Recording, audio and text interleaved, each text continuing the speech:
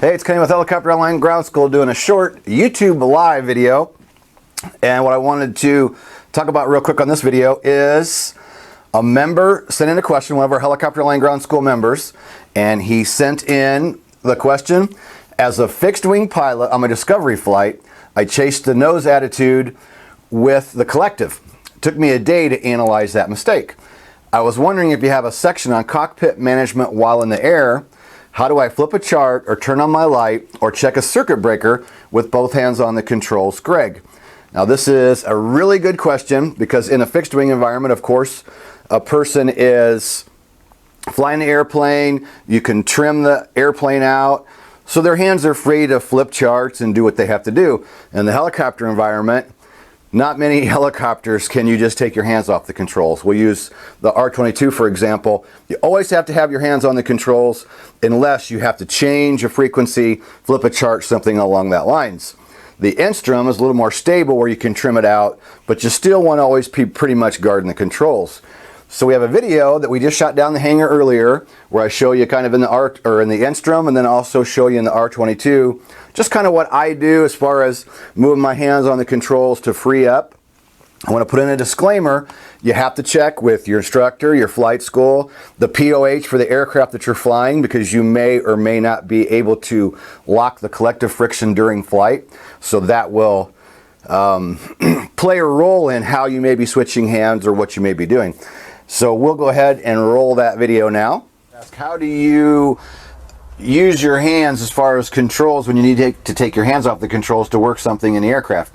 So I'm going to show you in the Enstrom as PIC from the left and the instructor side, and then same thing, we have our R22 over here. We'll do the R22 from both sides. So basically PIC and this Enstrom is from the left.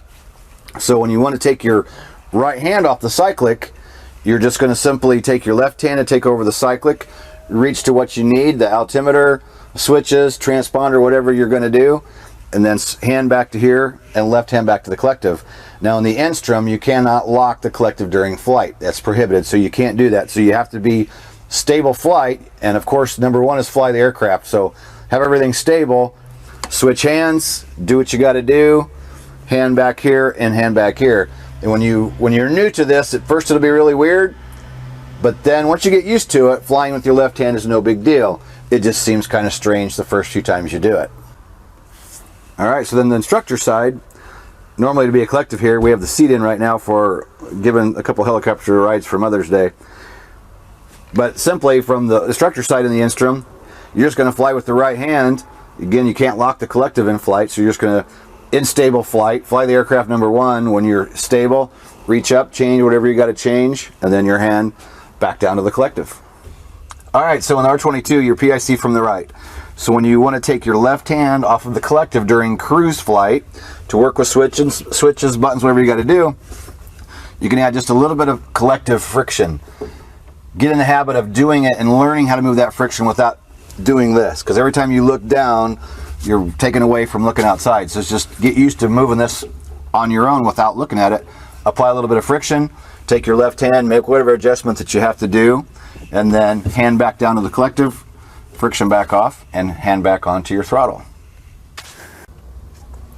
So then from the instructor side, you'll never be soloing over here, so it shouldn't be a problem. You're going to be left-handed collective and you'll be flying as the instructor, or if you have somebody with you, they can take the controls while you do what you got to do. Alright, so it's important to keep in mind that this is during flight. This isn't during a hover. Again, how your instructor may want you to handle left hand coming off the collective to work carb heat or do anything else, I'm going to caution you against that one. And I don't really want to dig into that because that could vary helicopter to helicopter, you know, flight school to flight school. So that question was geared while you're in the air, you know, cross country, working charts, using your hand to do what you need to do. So hopefully that's kind of helpful. Please put your comments and questions down below, and we will see you in the next video.